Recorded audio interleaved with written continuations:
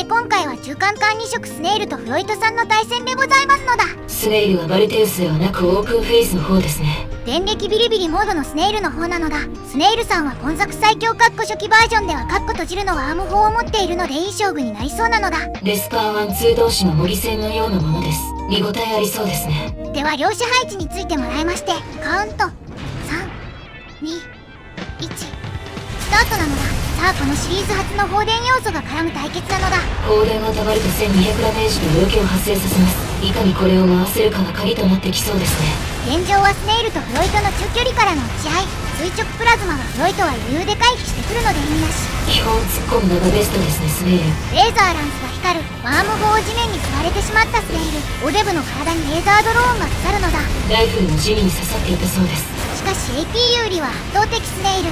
防御力の高さを見せつけているのだ。フロイトは中距離戦していても G 品ですし格闘を決めたいですね。スネイルまだ AP8 割あってきた。しかも先に格闘を決めたのはスネイルなのだ。 AP 信じられないくらい持ってかれましたね。もしかしてスネイルって強い。ワーム砲も決めたし普通にベスパー2の実力ありますね。これはフロイトの AP の残り半分でリペア1つ使用。スネイルはまだ AP7 割残っていてリペア使用なし。優勢だと思ったけどフロイトも一気に詰めるのだ。バスからのブレードコンボでスネイルの AP を削るのだ。2段目が入りませんでしたがスネイルにリペアを使わせました。しかしスネイルも反撃にワーム砲を放つのだ。放電のダメージが痛すぎなのだ。フロイトのリペアは残り1つ。スネイルはリペアを2つしか持っていませんのでリペアの数的には拮抗していますね。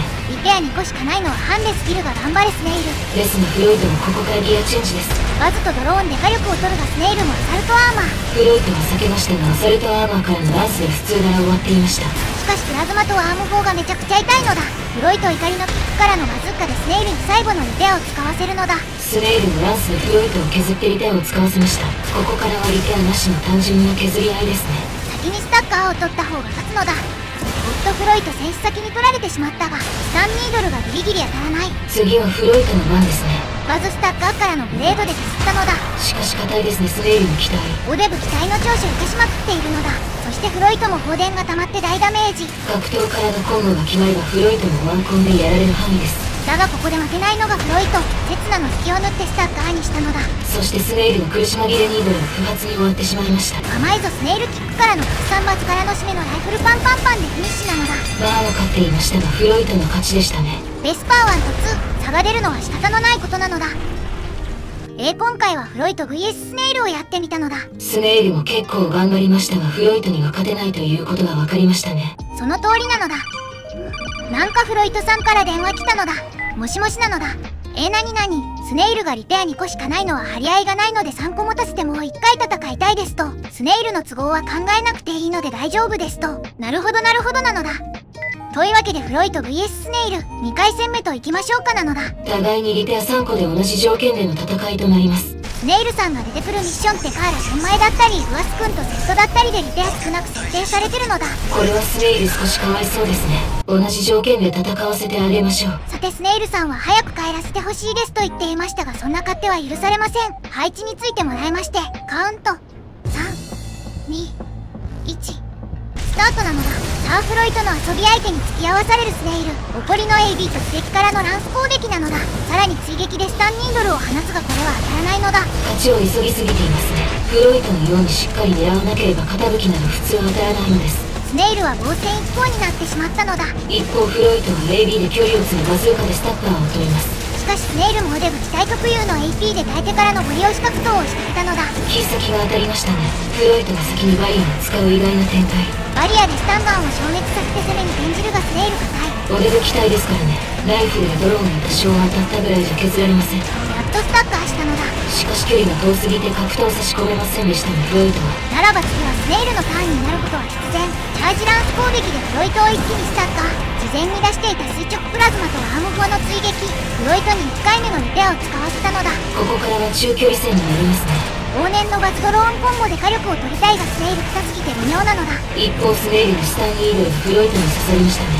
砲電も溜まりますし後々きつそうです。今砲電のダメージが入ったのだ。スネイルは2つ目のリペア使用。フロイトも1つ目のリペアを使用しました。だがスネイルのスタンコンボで一気に畳みかけるのだ。たまらずフロイトバリアを使用です。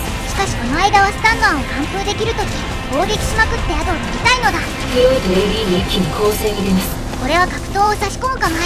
レザブレチャージからのライフル追撃からのバズーカでとどめなのだ。さてスネイルはチャージランスでも反撃に出ますが、これは当たりませんね。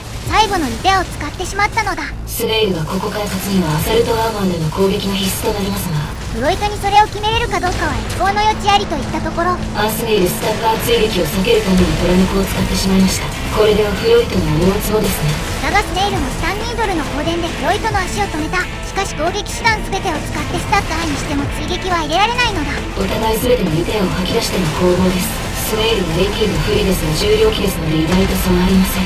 互いの肩武器を使っての打ち合い。だが火力ではスタンニードルが圧倒的上なのだ。さらに怒りのランスが刺さる。フロイトとスネイルの火力同時に肩武器発射。ついに AP でフロイトに追いついたのだ。ですがどちらもワンコボで終了する範囲ですので、ここからは回避が重要になります。フロイトは特に砲弾に注意しなくてはなりません。スタンニードルは当たっていたら絶対に負けていましたね。スネイルもバズをギリギリ避けるのだ。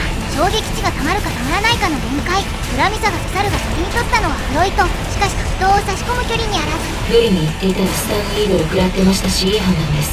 時計回りの旋回からのバズーカで攻撃。ライフルとドローンの追撃もセットです。スネイルやブレかぶれのスタンガンを乱射するも冷静にバズーカで沈められて敗北。リペア3個でも結果は変わりませんでしたね。結構いいところまで行ったんだけどダメだったか。一戦目の感じからいけると思ったのですがね。あら電話です。スネイルからです。もしもし。あ、はいはい。結局リペア3個使っても負けるんだったらさっさと返してほしかったと。この後も仕事があるんですと。フロイトとも理線は疲れるので勘弁してほしいと。分かったのだ。フロイトに伝えておくのだ。どんな内容でしたか？アーナンカ次はハキバスバルテウスでフロイトと対戦したいって言ってましたね。元気いっぱいでよかったです。まだまだスネイルには一杯対戦してもらうのだ。フロイトが満足するその日までね。ご視聴ありがとうございました。チャンネル登録、高評価してくれると嬉しいのだ。